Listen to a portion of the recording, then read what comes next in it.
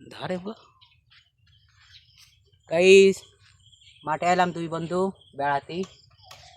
আমাদের মাঠে প্রচুর ধান লাগাইছে, এবার ধানের ফসল ভালো আবার কবাই। আর এবার জানি না সরকার, নতুন সরকারের ধানের দাম কেমন দেবে। এমনি পানি বর্ষা নেই। আসলে আমাদের এই যে মাঠে যে ধান দেখতে পাচ্ছেন, এই ধানে পানি দিতে খুবই কষ্ট হয়ে যাইতেছে, কারণ ট্রান্সমিটার চুরি করে নিয়ে গেছে 3টা। এখন ধানের অবস্থা কি কন, খুব কষ্ট। ধান ফাইটে গেছে, ভুইতে আসি তাই খুব কষ্ট লাগতেছে। ধান বই দেখি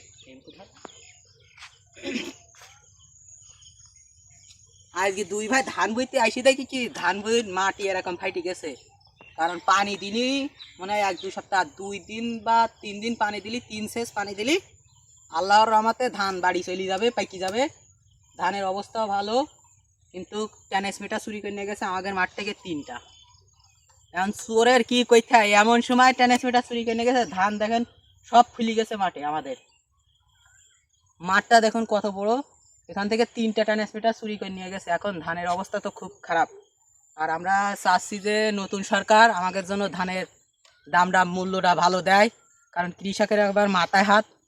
কারণ যদি নতুন সরকার ধানের দামটা যদি ভালোভাবে দেয়, তাহলে কৃষক কিছু করে খেতে পারবে, কারণ অনেকজন লোন নিয়েও ধান করছে। তো আমরা আকুল আবেদন করি নতুন সরকার যেন ধানের দামটা একটু বাড়ায় দেয়, সেই দোয়াই করি।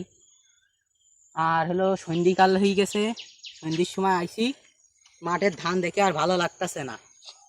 আর এত পরিমাণ গরম, দুই ভাই আসলাম, আসি ঘুরি ঘুরি দেখতেছি একটা মানুষ নাই এখন মাঠে।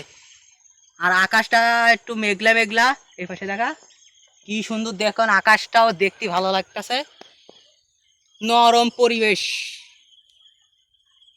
এই মাঠের ভিতরে একটা আমাদের এখানে লেবু বাগান রয়েছে কয়, আর একটা নাই, একটা লেবু বাগান, আর সব ধান। এখন আকাশে যদি বৃষ্টি হয়, যদি ঝড় পানি হয়, তাহলে তো প্রবলেম। আল্লাহর কাছে চাচ্ছি যেন বৃষ্টি হলেও যেন ঝড় পানি না দেয়। ঝড় দিলেই ধানগুলো সব পড়ে যাবে। ধান সব ফুলে গেছে ধানে। আর 3টা সেচ দিলে আল্লাহর রহমতে আর দেওয়া লাগবে না। খুব সুন্দর ধান হয়েছে, আবারটাও ভালো হয়েছে। তো বিকেলে আইছিলাম, তা এখন সন্ধ্যায় গেছে, এখন বাড়ি যাইতেছি, কি করবো।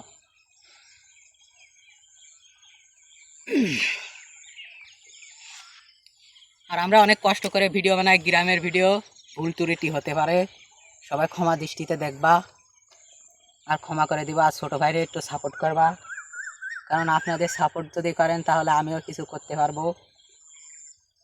তো সবাই আমার ভিডিওটা একটু দেখবা।